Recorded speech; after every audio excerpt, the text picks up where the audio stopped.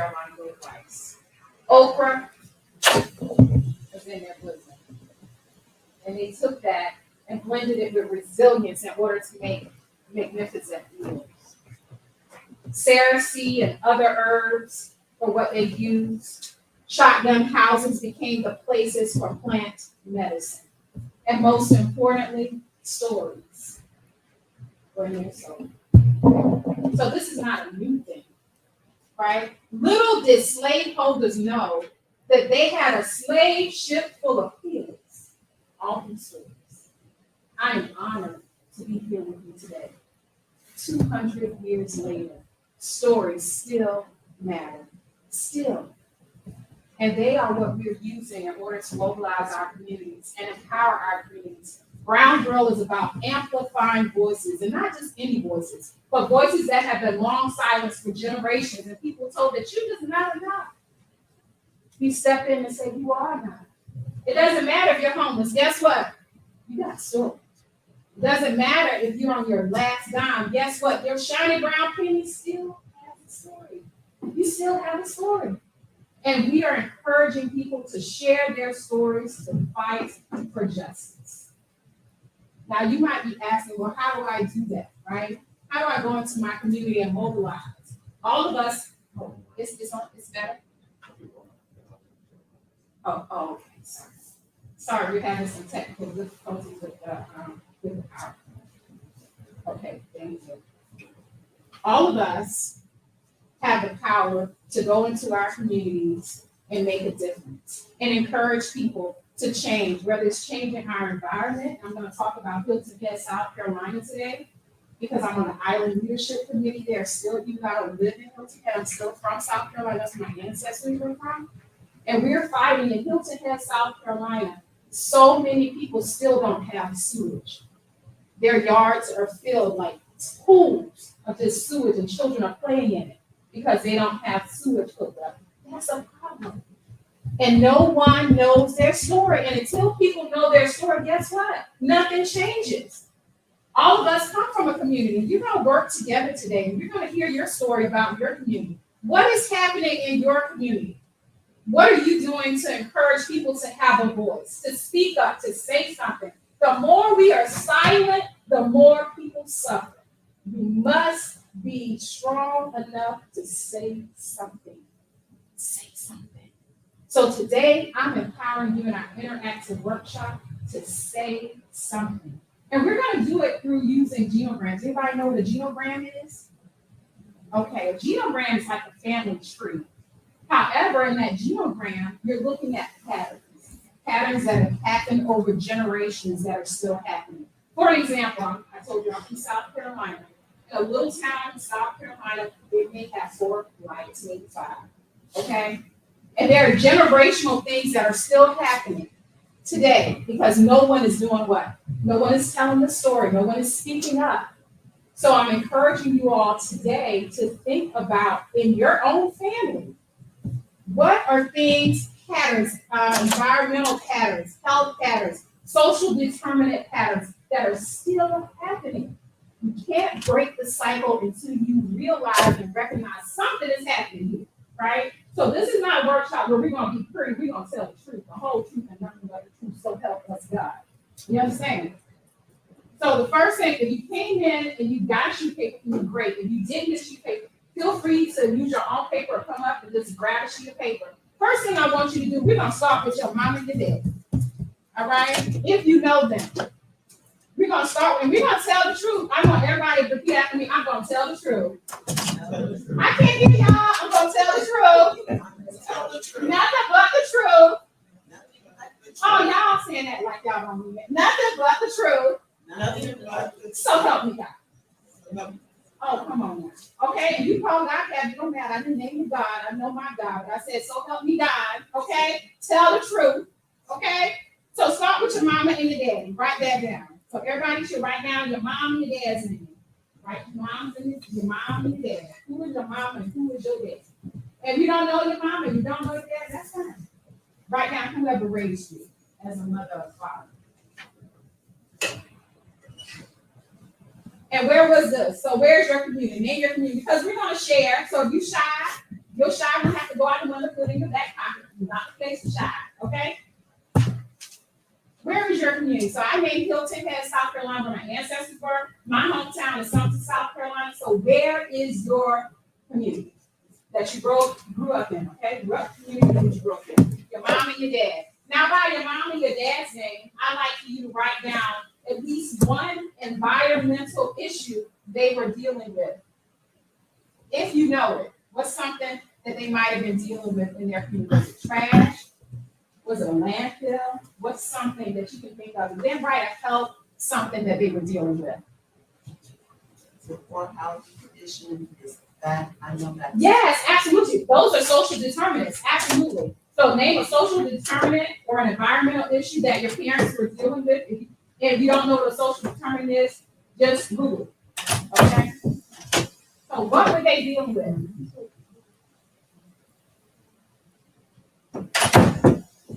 Now, this is all prettied up here, but it's basically the same thing that I'm sharing.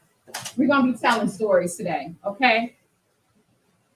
And this I just said, we use narrative to promote change, and we're talking about authentic voices, no fake stuff, right? We want your true voice. And then if you know your grandparents, go back a generation. So you start with your mom and dad. If you know your grandparents, go back a generation. What were they dealing with in the community? What were your grandparents dealing with? What is it? Afternoon. Good afternoon. Welcome to the house. Please get some paper if you like. You're doing an activity. Papers up front. What were your grandparents dealing with? Were they dealing with poor housing conditions? Were they dealing with landfills in the community? You know, we used to live in a community, my sons and I, they had a landfill right down the street. All of us had asthma. So we could barely breathe. We stayed in the doctor's office like every week. Moved to another community, guess what? I don't even know what a landfill is. Everything has improved. Their communities, based on each social economic status, but they feel that they can put this landfills anywhere, right? Because you got what you want to say anyway? Huh? Where you going? Where you moving to? You gonna move from one place to the other because you don't have any money. This is where storytelling comes in. This is where we begin to empower. Okay? So go ahead. Your mama and your daddy, then go back a generation, your grandparents. Go back a generation, your grandparents. What were they dealing with? Social determinants. What kind of health issues were they dealing with? If you don't have paper, feel free to go up front and get some paper and a pen. Health issues. What were they dealing with? And remember, this is a tell the truth session. We're going to tell the truth, the whole truth, nothing but the truth. So help us what? God.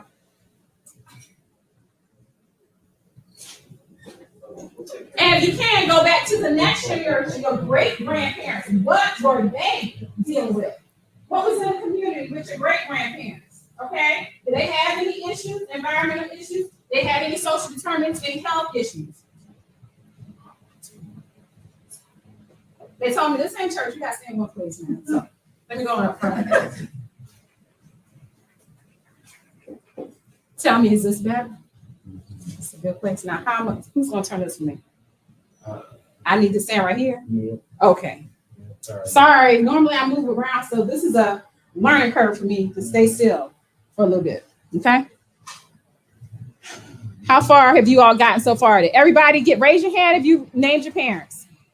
Raise your hand. Don't be shy. This ain't a shy place. Okay? Raise your hand if you named your grandparents.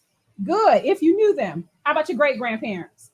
All right, good. Now, in a few minutes, you're going to sit with at least 3 other people in the room, and you're going to start recognizing patterns because genograms look at patterns, what's repeating itself.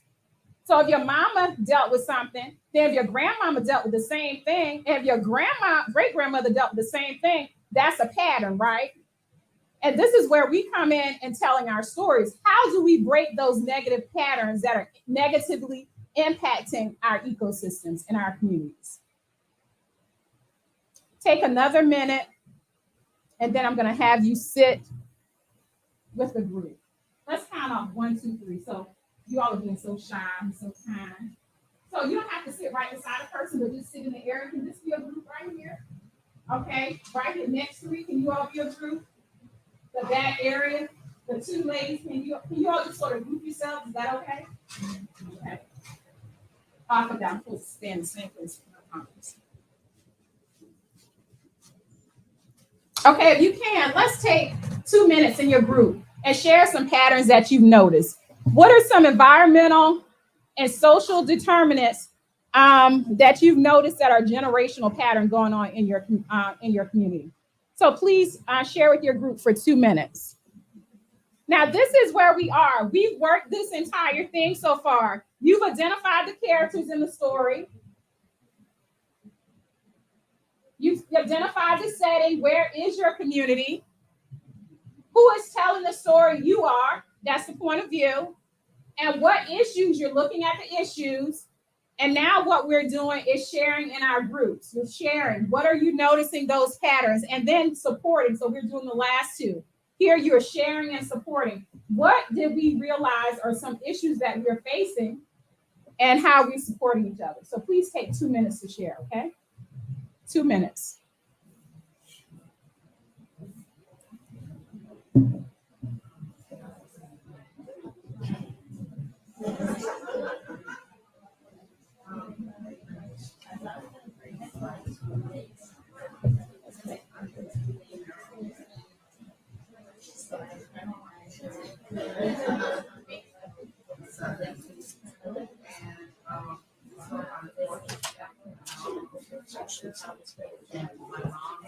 Oh, okay.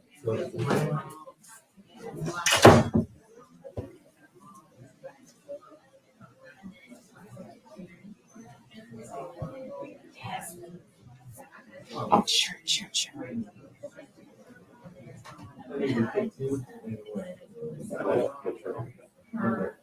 And I'm sorry, I would come back there to address you, but they told me I have to stay in one place. So you're welcome to come if you have a question. Yeah, next time I have a camera around it easily. Okay, sorry. So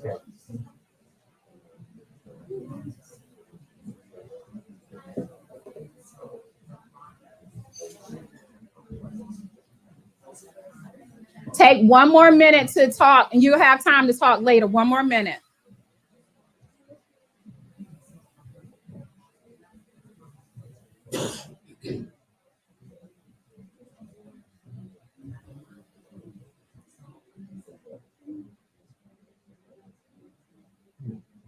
"30 seconds remaining, 30 seconds, and you'll have time to talk later."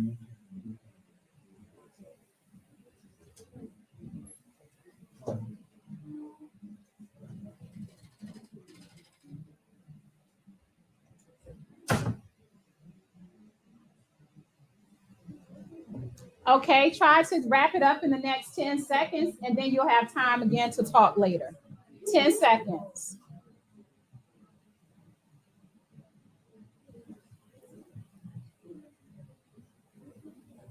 Okay, and if we can bring it to the center, and let's start where we started earlier. Oh, microphone check, 1, 2. Let's start where we started earlier. If you can, we're going to have time to talk again later. Excuse me. If you will just center yourself where you are, you shared a lot in that 2 or 3 minutes. Hand on your heart, and we're going to breathe in on our stories again, and then we're going to share. Take a deep breath.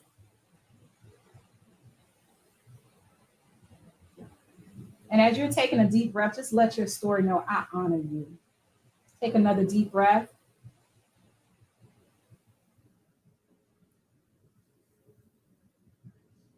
You don't have to rush your breath. You just take your time.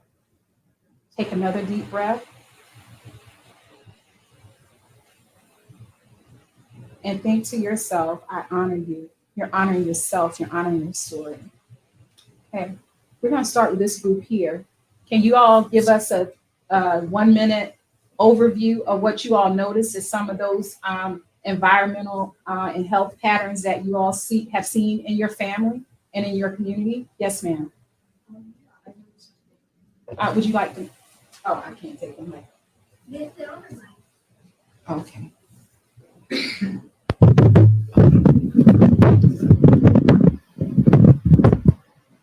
Thank you, young man. Thank you so much. Yeah, our stories were unique. But what I noticed for me, like relating relating to my group is that the element of PTSD, like my parents coming from a war-torn country. I don't know if you want to speak. Yeah, I also noticed something similar in my family. I'm from Frederick, Maryland, but my parents are both from the South, North Carolina and Alabama. And I noticed what PTSD looks like through racial trauma. My parents are both in the military. So from that, family issues, domestic violence, and exposure to being in settings like late stage sharecropping and what that looked like and how that contributed to other forms of health issues. So we kind of all noticed something like that. I can also say that we had a common theme of enjoying sweets and desserts and how it manifested into hypertension and diabetes. And some of that had to do with what we were eating to kind of pacify ourselves coming out of enslaved environments, Jim Crow, sharecropping. Oh, you all want to go back? That's fine. We can go like that way. Yeah, that's my mistake. Thank you, sis. Thank you. Look, just bring it back up all the way. So we didn't think 2 minutes was enough, so we didn't get to everybody. Just thought I'd mention that. So what we'd like to do is allow Mindy to tell her story because we didn't get to hear it. Thank you. Thanks. My story echoed some of the previous ones with PTSD from different racial issues, immigrating in their late 30s, both my parents, and a lot of the reason they left was climate issues on the island that they were from. So I think that contributed to coming over, and then once they got here, the PTSD of leaving their home country. We would give a hand. You could give her a hand. Oh, well. Oh, thank you so much. And we'll have time at the end to continue sharing. Okay. So on my my father's side, my great grandmother Reese, she was an indentured servant, and her mother was a slave, and like she still had like the irons that they used to stamp people with, and so that history is there. And then on my mother's side, even though my grandmother grew up on a farm, but young motherhood grows up in the runs in the family, where their moms before 16 and 17 years old. I think my generation, me and my sisters, like we stopped that. But my grandmother was a mom at the age of 14. Her mom was a mother at the age of 12. So just talking about that type of emotional trauma, children raising children, that type of determinant. So yeah.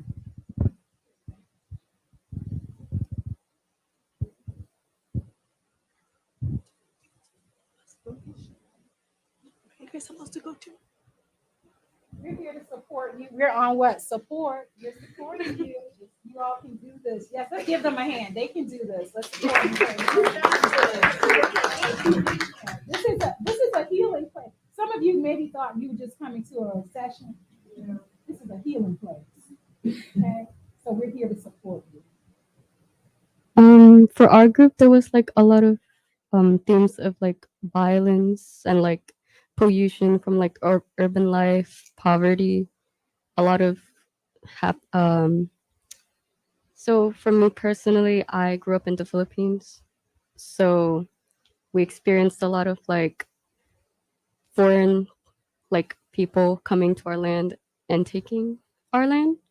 So there's a lot of like trauma from that, and like our resources being taken from that. So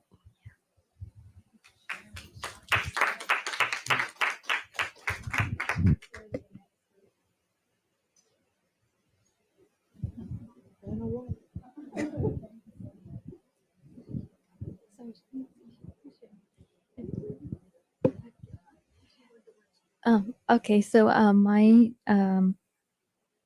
group didn't get to discuss with everybody, but for mine, I went back to my grandparents' generation, where I mentioned that 3 out of my 4 grandparents were growing up on food assistance programs in their schools because they couldn't always afford their different meals at home. And they actually, in a session yesterday, it was brought up about how some of those programs are going away now. And it reminded me like the impact that that can have on people growing up. I didn't deal with it personally, but I know in my family, we did deal with that. And it reminded me to think about how that being available changed the course of my family for them. So.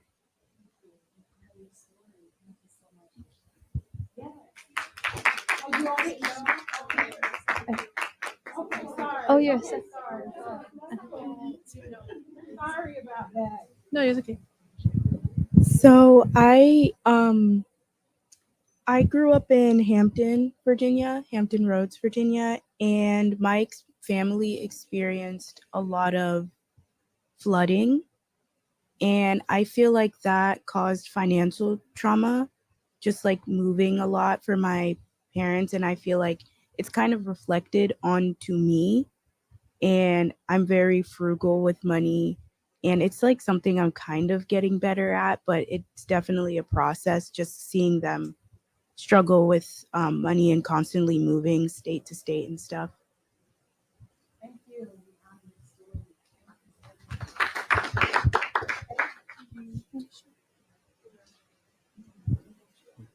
Oh, right. Okay. We have in the last group here, I think up front. Thank you for taking the mic to each group. We appreciate it. Thank you. Hi. So we came kind of late, so we didn't really understand the assignment, but from hearing what everyone else was saying, I guess I'd want to share like one time I was like at a museum in Scotland, which is really random, but it talked about like how other people like would come to like Bengal, which is now like modern day Bangladesh, which is where I'm from. And then they would take like a certain kind of material, I can't remember what it is. And then like, I don't know, I feel like I've never like felt something like so deeply, but like it really made me think about like my history and like how I'm somewhere completely different and like what my ancestors went through. So I think I try to like think about that a lot when I'm doing environmental justice work. Would you like to share something? Yeah, yes.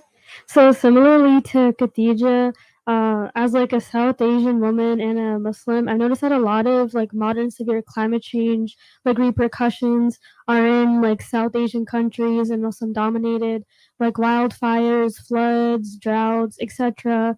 And even like recently, like in Libya, the tragedy with the flooding and natural disasters. So I guess like that really piqued my interest. And I feel like in my community, like I guess brown people like aren't as involved in the geosciences field. So I guess taking all of that, like the tragedies of natural disasters affecting like brown people like at high rates and also lack of education, I want to like keep pursuing this field to educate like other South Asian people and like share like stories of like optimism and hope and teach them about like climate justice and resilience. Let's give everyone a hand.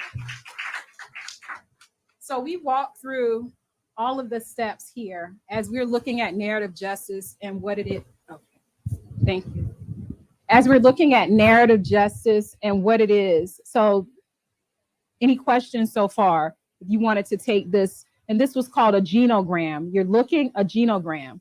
And what you're doing, unlike a family tree, you're looking at repeat patterns. What repeat patterns are happening and how do we break those patterns in order to fight for justice? Okay.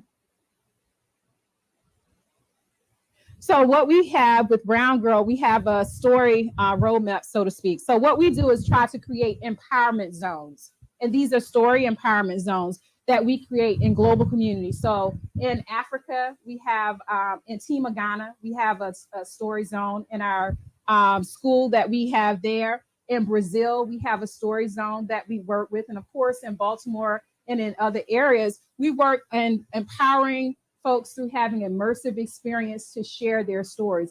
How do you do that? And this is something that you can have in your own community. So our goal is to collaborate with at least 100 community partners. How many of you work in the school system, or you maybe work in a community organization somewhere where someone can share a story? Just raise your hand. Anyone work somewhere where someone can share a story? So we're trying to get community partners. And in addition to that, we're trying to redesign community parks. A lot of people go to community parks, especially if they're housing insecure children. How do we use parks as story zones, okay? And overall, we'd like to have at least 1 million stories from community members to share. And this is going to empower folks to make a change. So the main thing that we're doing here is having first-person storytelling. It's very important. You can hear a story, but when you tell a story in your own voice, it's totally different, right? So for an example, I'll tell you a story about my grandmother, a quick story. So my grandmother grew up without knowing either of her parents. Okay, how did that impact her? Now she's 87. She never saw her mother, never saw her father. I can't imagine what that feels like. I can't imagine how that has impacted her life and how she interacts with community. But we know that how things happen to you cause you to act a certain way in community, right? So that's my grandmother's story. I could tell you my story of how I slept in a car when I was a kid in a 1975 gray Ford, right? And I knew that education was the key in order for me to have a better life. And so I spent my days in libraries, reading books, being immersed in what? Stories. And I watched my mother at the time, who was a teen mom, put herself through college, went back to college, and gave us the way for a better life. Do you see the difference there? I told my grandmother's story, but was that my story? No, that was just her story. But do you see the difference between sharing my story and then sharing someone else's story? So what we're trying to do is encourage people to share your story, your first person voice, in order to make a difference in community. Now, I'm not going to go through all these slides because you all can read and you can always get this at different times. But this is where we are. So we're in schools. We have research projects where we encourage people to go into the community. We write wherever you are. I'm crazy about writing. Absolutely crazy about writing. In the garden, we're writing. Okay? No matter where we are. You can write in a hospital. You can go into hospitals and write with people who are sick. We're writing everywhere. And most importantly, you can go into communities that are facing issues and you can write what is going on and how can your voice make a significant difference. Okay? And we're going to talk about next is building your narrative footprint. One of the things we do, how many people like to eat in here? I do. I love to eat and I love to cook. Okay? A gullah geechee cook. I love to eat and I love to cook, especially okra rice and all those wonderful things. We find that community table is a great place for people to share. So they're eating, they're sharing. When you have a full belly, you can really tell your story and your authentic self. These are things that you can do in your community, where you can set up a community table, allow people to share their stories, what's going on, and how can we fix it, okay? So remember, what's the tool that we're using here in order to mobilize? What are we doing, sir? Paul, what are we doing, Paul? I'm talking to you, Paul, that Paul right there. What are we doing?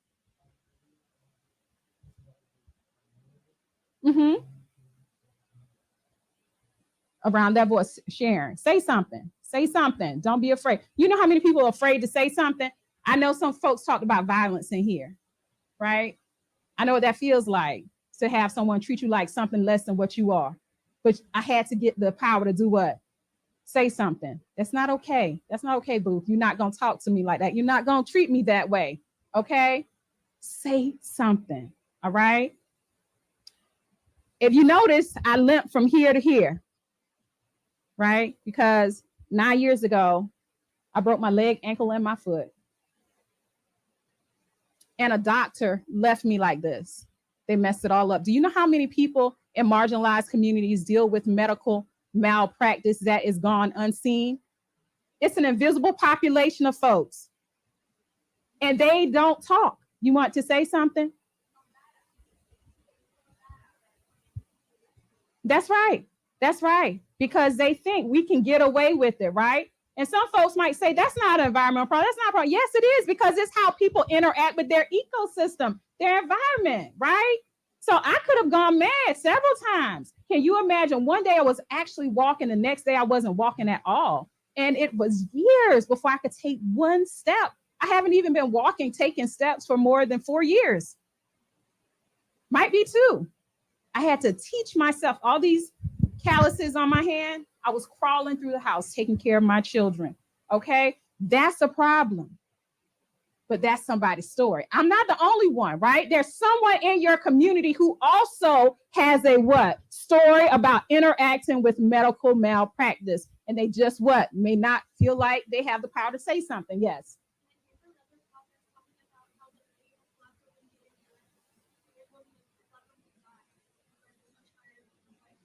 Oh, absolutely. That's an entire, oh my goodness, right? Praise God that I'm here. I have 3 sons. 3.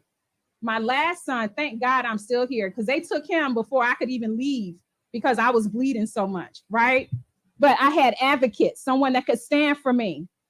So they know they couldn't treat me any kind of way because mama was in the other room, right? But imagine those women who don't have mama or auntie or grandma in the other room and they bleed out on the table.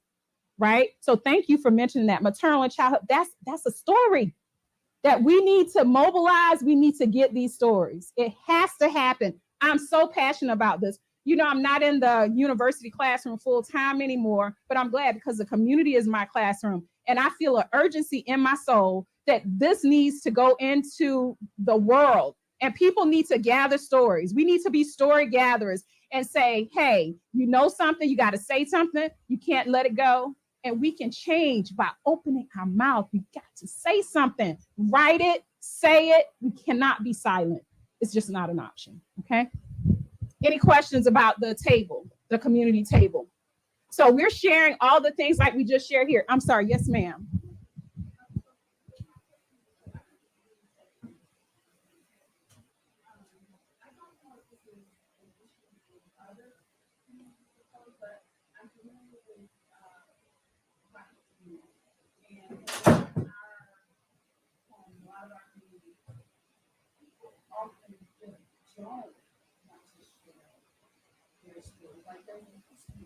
Mm-hmm.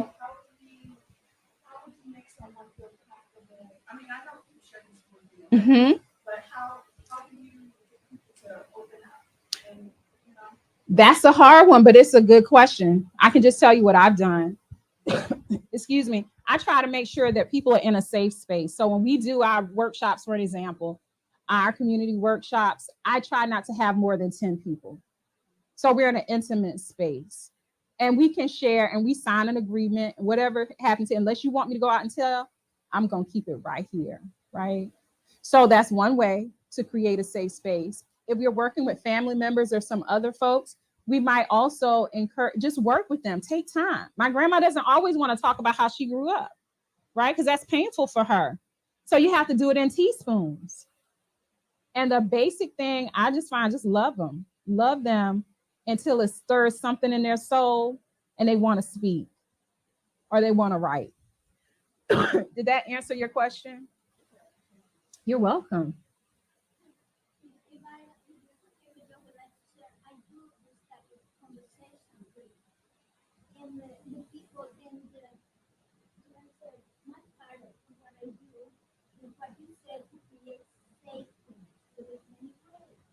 One is, for example, not being in this type of setting group.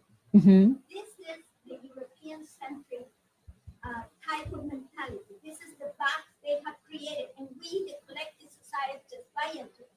You know, I always say, give me a circle. I don't care. You have to move the whole entire setting. Yes. But I never present unless there is a circle. Mm-hmm. Because, you know, and I did intentionally from the right to see faces, beautiful faces. Because this doesn't have eyes. Right. And to be this way in church and in classes is to ignore who they are. Mm-hmm. And I don't even see the faces of the people in front of me. This is violence. Wow. I call it violence. Yes. Because it takes us away from one another, separate us, divide us. But if we are in a circle, we are going to enrich our lives, look at each other when they can. And if they are sad or happy, it will be our beautiful part of sharing their narratives. So that's one way. I honor that. And because I honor that, guess what we're going to do? We're going to make a daggone circle. Okay? All right. So let's, and if you want to be on the side of the circle, if you know you're not feeling 500%, that's fine. So let's do that quickly. We can make a little middle circle. I have to stay in one place, but let's do that. Now we're going to disrupt the system. We're going to disrupt the system. Okay? We don't have to change all the chairs, just a few chairs. Okay? Yes, my baby child is going to help. Okay, come on. Go ahead, help. Quickly. How did you cut yourself? Okay, we'll figure it out. Okay, sit. Right, they're going to tell me, ma'am. But that's okay. Revolution has to happen, okay? The revolution begins right here in the story room. Disrupt. Thank you. What's your name? Oh, yes. I love it. Okay, I love it. Okay. Pardon me for sharing. I have to stand here so they can see me on streaming. So excuse me. No.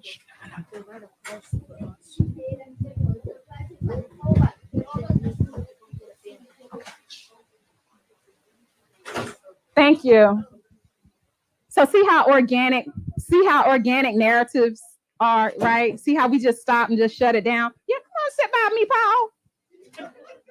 Okay. Beautiful. Absolutely beautiful. Pardon me for standing, but I have to be in one spot. This is beautiful. I love it. Do you all feel that? Did you feel the shift? Did you feel the shift in the room when we just got together in this circle? Okay. Yes. Can we honor our sister who said, let's do a circle? Can we honor that? Yes. We honor you. Thank you. Thank you so much. This is me, right? I'm that girl still. All right. You know why I love this picture? It reminds me of a time that I was brave and bold and on the playground. And I double dog dare you to step on my shoes, okay? Because you know what I'm gonna do with this Carolina clay dirt? I'm gonna make a hopscotch little thing on the ground, and you better not mess it up, okay? So all of us have to take our own journeys to enough, right? To enough. I am enough. Hello, somebody. I am enough. And you don't have to validate that. But I am enough. And you got to tell yourself that every day. I am enough. I am enough. I am. Period. Point blank. And I double dog dare you to step on that. You got to have that kind of oomph when we're doing this work. Okay? Because you cannot fight for justice, truly fight for justice for other folk, whether it's the climate, whether it's pollution, whether it's food insecurity. You can't do it unless you have the self-confidence, right? Because there are going to be some folk that are going to come against you. And you can't be scared.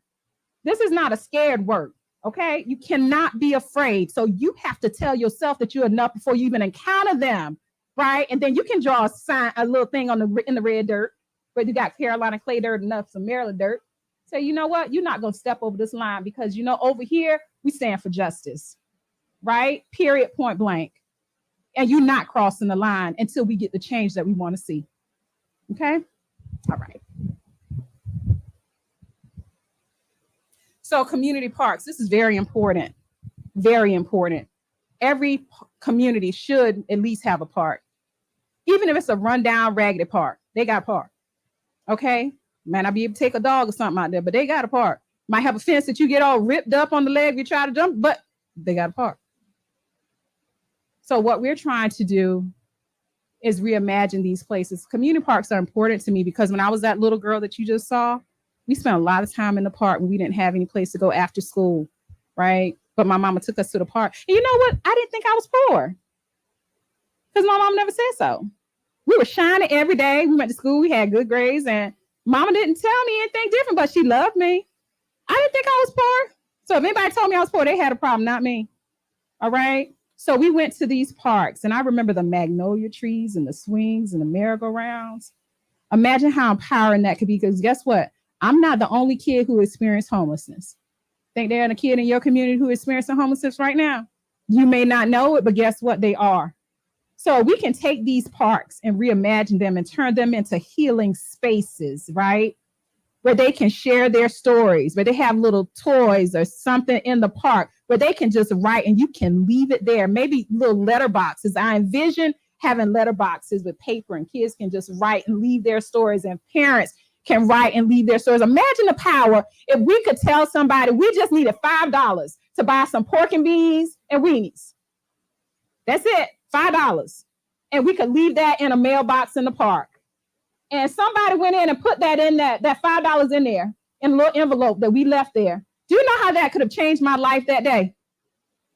Come on now. I know what it's like to look in the car looking for 50 cents, just 50 cents. That's enough to get us a little bit of something and all that, but it's a little bit of something to take us to the next day. I am not the only one. There are kids in schools across the nation. There are kids in communities across the world. Only 50 cents will make a difference and change their life. And they can do that through a story left at a community park in a mailbox. Yes, ma'am.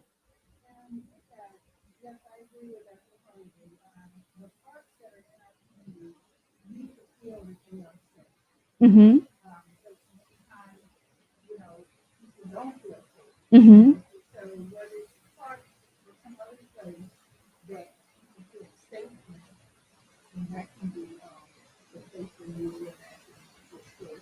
Yes, and that's right. So what do? If we know a park in our community makes us feel unsafe, what do we need to do? Tell the what? What we said we we're going to do when we came here. Tell the truth, tell the story, tell the truth, the whole truth, and nothing but truth. So help me, what? God. So I'm going to go to those leaders in my community, right? I'm going to tell folks we need to do what with this park? We want to reimagine this park. We want to build, but we need some help, and we don't feel safe. We feel like a lot of shooting is going on. We feel like a lot of foolery is going on. How can we stop that? So maybe we have a community policing system in the park. So you get together and you organize. We must organize, and we must talk to each other and tell, why do you feel unsafe in this park? Why? What happened? People just aren't going to feel unsafe just because. That is linked to a what? Story. You understand? Thank you, Mother. We appreciate that. Thank you. We honor that. Yes. I don't know about North Carolina, but I just want to share a resource. Yes. So for those of you that live in Maryland, if you have situations like the park that you mentioned, or other unsafe places in your neighborhood, Maryland has what's called the Neighborhood Design Center. And the Neighborhood Design Center works with local communities, local businesses to help do exactly what you're saying. They have planners that they work with, and they do redesign, mock-ups and modeling and things for different communities, and it's free. They're a nonprofit organization. Can you repeat the name of it? Yes, the Neighborhood Design Center. Neighborhood Design Center. Thank you for that. That's beautiful. They work with my community actually to plan and design a community garden. And it's been about 10 years now. And the garden plan is in phases. So we have the first part of the project that happened almost 10 years ago now. And it's a thriving community garden with plot partners, but there's an expansion that's planned, which they also designed, that will allow other people to come in and have plots for free, and for it just to be a central focus point of the community. So they'll have like benches, things for the kids, picnic tables, things where people can come and fellowship together. I love that. Taking me back to our community. What? Table. Come on now. Bring a little cornbread out here. Let's sit down and talk. Okay. Yes.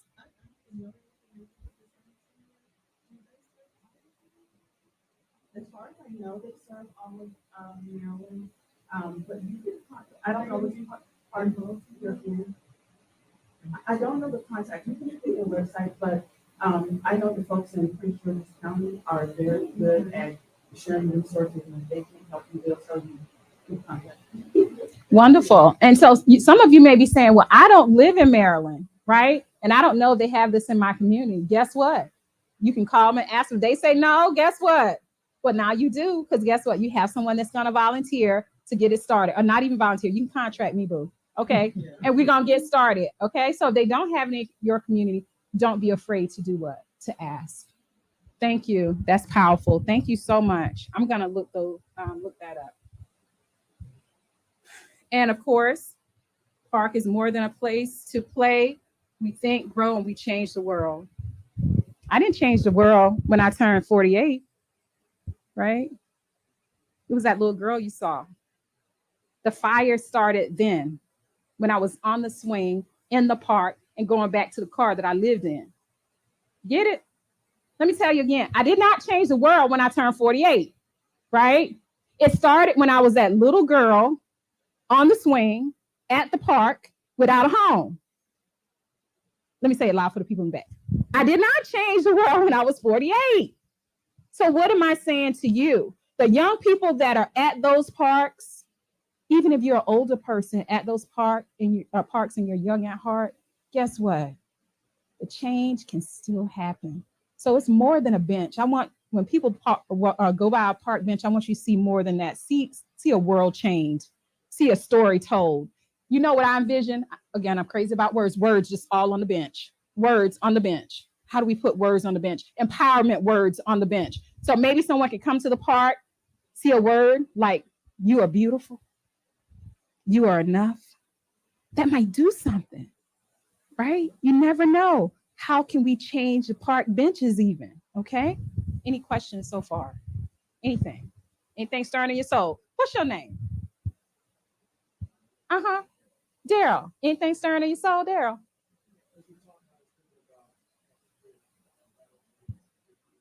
Okay.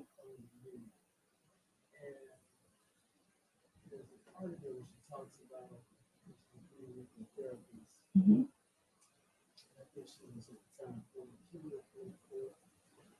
And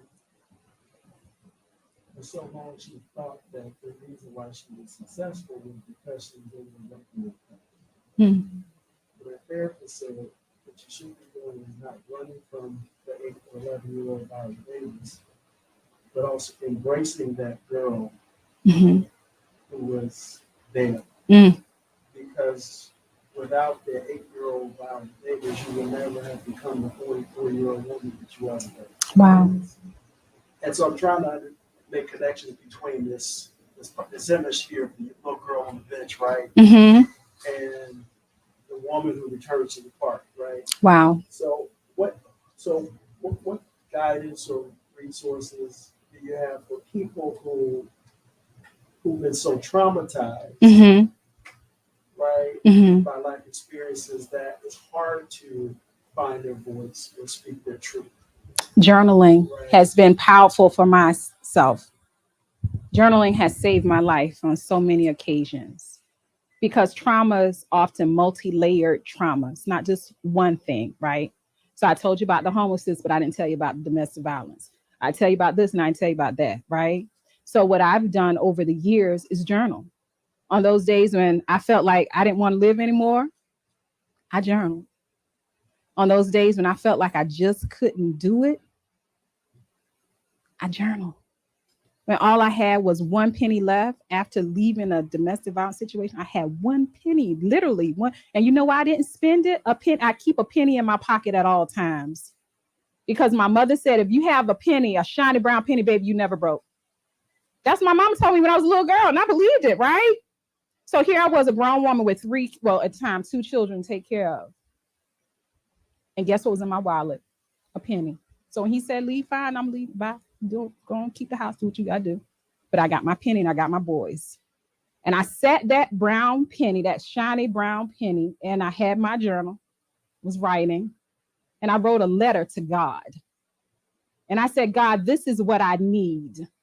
I have 2 boys that I need to take care of, and everything is gone. And I have this penny. And I wrote a list and told God every single thing that I needed. Within 30 days, God had answered exceedingly. I had 2 job offers for 2 major universities within 30 days. And I wrote it down to the salary. I said, this is a salary I need. If I'm going to take care of my boys, God, this is a salary that I need. I had double that. The offer they gave me was double that.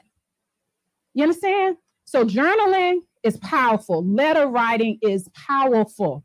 So I would encourage folks in order to, because it's hard to go back to those places and it hurts. But I encourage them, when you feel that, you can't get over the hurt until you feel it. You have to feel it, right? You have to be in that space and feel it. And then you know what I say to myself? I let it go. And you might not let it go all at the same time, right? Because there are folks that I get up and say, I forgive every single day. But I have to keep saying it. Because if I don't keep saying it, I'm going to still be mad. That's the truth. I'm going to still be rolling my eyes and they ain't even around. I'm just rolling my eyes thinking about them. Just got an attitude. I thought about you. Okay, just hot, sucking my teeth and then put my hand on my hip, roll my eyes, doing all that. Okay, only because I thought about you. So it's an everyday journaling, letter writing, truth telling journey. Tell the truth to your daggone self. Hello?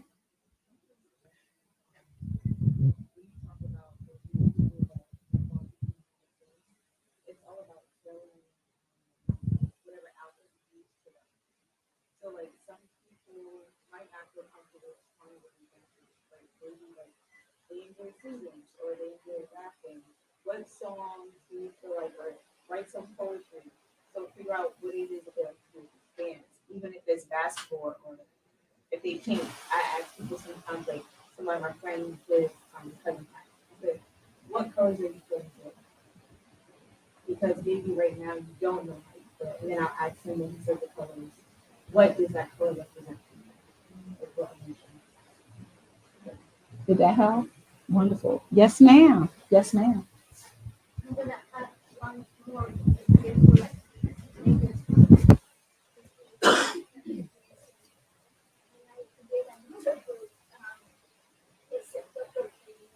She's a scientist in America, so she brings these two amazing things together, and she made me realize how to do this. That sometimes, because we're trained to be separate, we're trained to be the center of the universe, like 100%, 100%. That's what we are called. But that's it. It's made for you. She said, when you have something made in a flower, where it makes us all how beautiful you are, she says, realize, flowers. And it doesn't matter the word to be amazing, because, you know, we all love to be in a, and sitting on that bench, sometimes you see there is a kind of a, those leaves are parasites.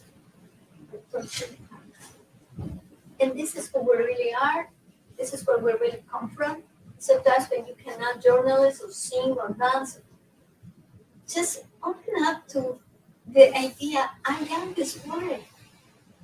I am this rock. And this rock is looking at me. And this water, this lake is looking at me, sending me smell, sending me dance. They dance, I can't. And the sounds that we cannot create ourselves, they make it. And I thought it contributed to my life. Beautiful. Thank you all for giving you this great information. You wanted to share? I kind of want to share something when we were talking about running from the past, because I feel like that's something that happened to me very recently, where I had like this like light bulb moment, because like I grew up like at the poverty levels in like New York City, so I spent a lot of my life like and focus and my energy on trying to not be poor. But then like this like last month I went, because my parents immigrated here from Malaysia, which is like a very developing country, only became a country like less than 100 years ago. And this time when I went back, it was not my first time going back, but I think that maybe now I'm like a little bit older, like because I've been working in like the working world since the last time I went. Like it really like I went there with like a very different mindset this time, because when I talk with my cousins and my family, like it really made me reflect more on like everything in terms of like reconciling like my feelings about growing up poor and what I had to do to not be poor, like the things I had to do by myself because my parents came to this country like very poor and they were very poor there too. So then like I always felt like I had to do a lot to escape that on my own.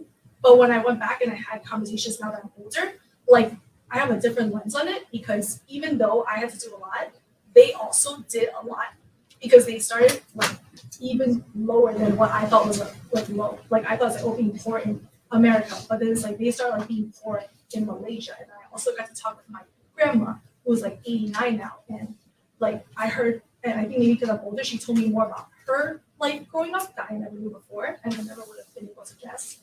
And then I just have like a totally different understanding of my past. So it's like I feel like I got a really good like I don't know how to describe it, but that just made me want to tell you that when you talked about running from the past. You had the opportunity to check. Yeah, even though you said it was poverty, but when you compared it to your family, you had the opportunity to actually check your privilege, your American privilege. Yeah. Let me tell you, this is some good stuff. I could do this all day. Okay, I could do this all day, really. I want to honor your time, like I honor your stories. We have a few minutes left. So I want to hear what your takeaway is. You said, and I'm not going through all the slides. If you want the slide, you can email me at info@bgwellness.org, info@bgwellness.org. My name is Rika, R-I-C-A Wilson.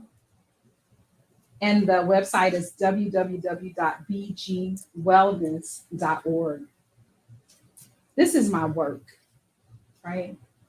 I love this work. This is what I was born to do.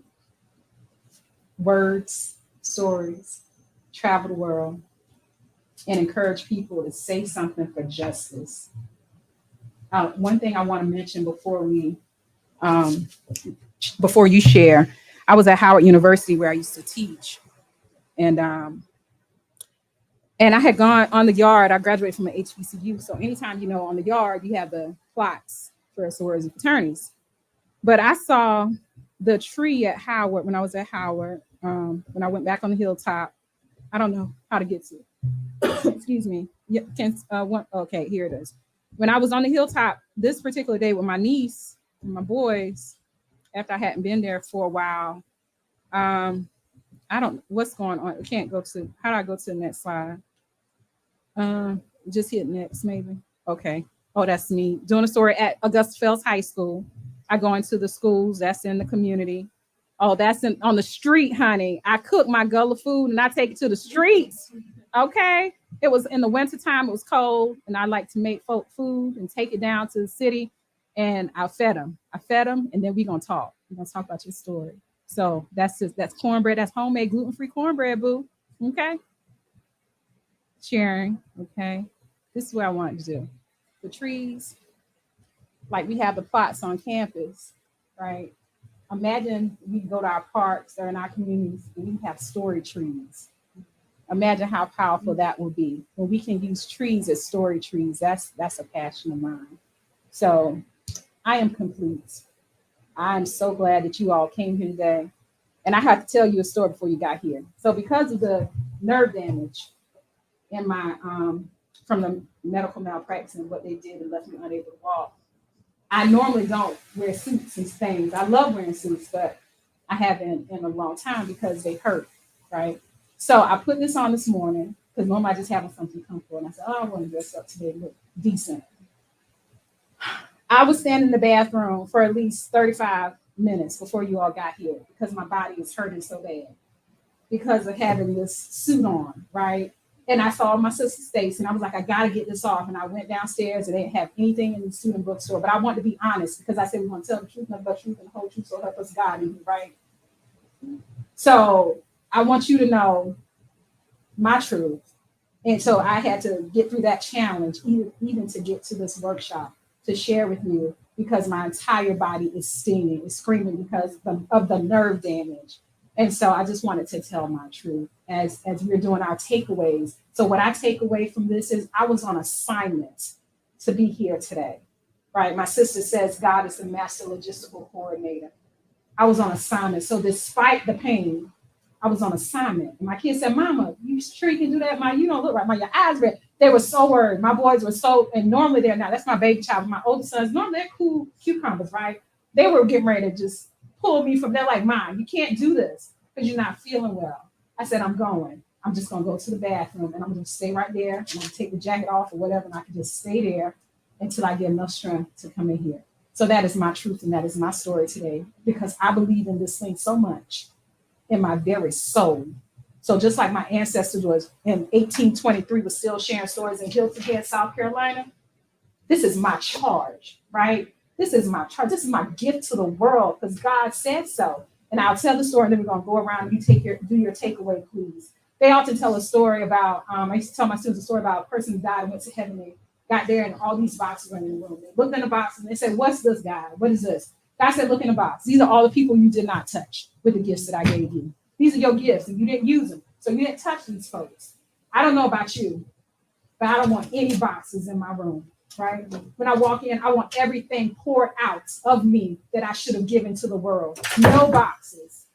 So when I'm talking about storytelling and narrative justice and standing up for folks who can't stand for themselves, we didn't get into asthma and all the other kinds of stuff that happen in communities because of the pollution. But when I talk about stories, I'm talking about my boxes. I'm talking about my gifts. I'm talking about being poured out into the world. There's nothing left. So when they put me in the ground, honey, there ain't nothing left. There ain't nothing left because I poured it all out through this thing called storytelling. Okay. My takeaway is the power of vulnerability and transparency. I think before we were all like spread out, just listening to Rika. Listening to Dr. Wilson. Oh. You sound like my friend. He likes to say that. Oh, you mean Dr. Wilson? Because I tell people my name's Rika. Like, oh, you mean Dr. Wilson? Oh, go ahead. We're listening to Dr. Wilson. But I think once you suggested for us to go into the circle, and we got into the circle, and there was like a moment of family, there's a moment of sharing, there's a moment of like, I actually feel like I know who some of the people are, and when I walk in this room, I didn't know. And that also helps with networking and creating better stories together, and partnering and moving forward with justice stories. So that's my takeaway. Thank you. Thank you. So first, thank you. Thank You're you, welcome. Dr. Wilson. So I'll just say, I'm glad I came. Almost didn't come. Thank you. God puts us where we need to be when we need to be here. And Thank you, sister. Thank you. I didn't have a lot of expectations coming in, but like there are a lot of emotions coming up in me. So I have a feeling like, yeah, these questions that we were asking are really good for me. I love hearing a snippet of everyone's story in this room. And yeah, it was great. Go out that and I'm on my own journey. And it's great for me to hear how others are like their journey as well, telling your story. Thank you. Thank you so much. Just echoing the same sentiments as the others. Thank you so much for this wonderful facilitation. You're welcome. And it's been so cool to hear everybody's stories. I'm just still hanging on to the piece earlier about what generational curses are we breaking? I know we spent a little bit of time talking about domestic violence and how in my family it went from physical violence to emotional violence. And well, in my generation, well, at least he doesn't yell at me. He can still be emotionally violent, but at least he doesn't hit me. At least he doesn't yell at me. But I feel myself breaking those chains in my generation. So I'm spending a little more time with that. I just had an epiphany about that like a week ago. So it's timely, and I really appreciate you being able to open that space for more epiphanies. Oh, So you're thank welcome. you. You're welcome. But believe me, I was there because I said, I used to say that. Well, he didn't hit me, so it can't be. And I watched Oprah yesterday, and I can't be the lady like Oprah. She was getting beat up like a different kind of way. But what I didn't think is that words hurt, right? And guess what? His words were the bullets. His words were the punches, right? The emotional abuse, the financial abuse, and everything else that came along with that. And so thank you for saying that, because often people think domestic violence is just you got slapped. No, I didn't get slapped with a fist or a hand. I didn't get punched with a fist or slapped with a hand, but oh, believe me, it hurt my soul. Okay. Thank you so much for sharing. I appreciate that. Thank you. Yeah, I also have different housing that is just sitting for all morning. So anyways, but I think really my biggest takeaway is like very validating that storytelling has impact. Like so immediately, like we were talking about, so immediately connecting with strangers in the room. And I think I work in like space, sterile part of the environmental defense side, but not as a chief scientist because it's a background, and that's what I was hired to do. But my job is really to make sure that the science is like means anything else to anyone else besides like publishers. And so I've been pushing for like storytelling, narratives. You know, it's hard from voice of PDF because you don't want to be extracted with the stories, but you want to be able to share like, the human side of things that has some human connection. So I think for me this was very valuable to like stay in this like keep pushing people to do that because our science doesn't, the academic Western science doesn't. Thank you, sister. Thank you. First, I want to say everybody. And I will say I'm feeling emotional, vulnerable. I wanted to come. I almost didn't make it because this room is hard to find. True. But I was expecting a different outcome. And my takeaway is I'm able to envision assistance for somebody who's close to me who's suffering from PTSD.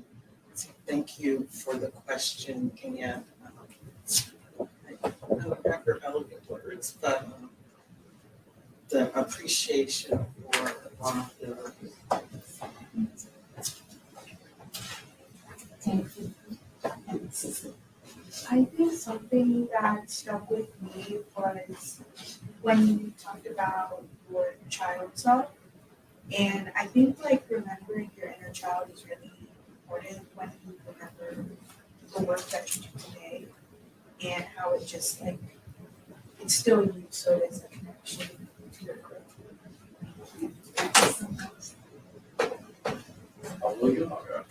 So measured in what I contribute. But what I did gather is I'm really thinking about conditions, right? Conditions where folks can, you know, like kind of like you're saying, like, you don't feel you wouldn't even feel the need to experience discomfort, you know, you know, just those sorts of things. And like what other conditions, like when it comes to like development and developing countries and like legacies of communities and things like that. What that looks like, you know, moving forward. I think a lot of longer term strategies, 10, 15 years, you know, as we're talking more about impact, we have tools, citizen science, and all these things to be like, I don't know what birthdays in the 70s. So, you know, if it's just that people didn't know, then, you know, I feel like there's an opportunity to, like, you know, shift what our expectations are, just generally.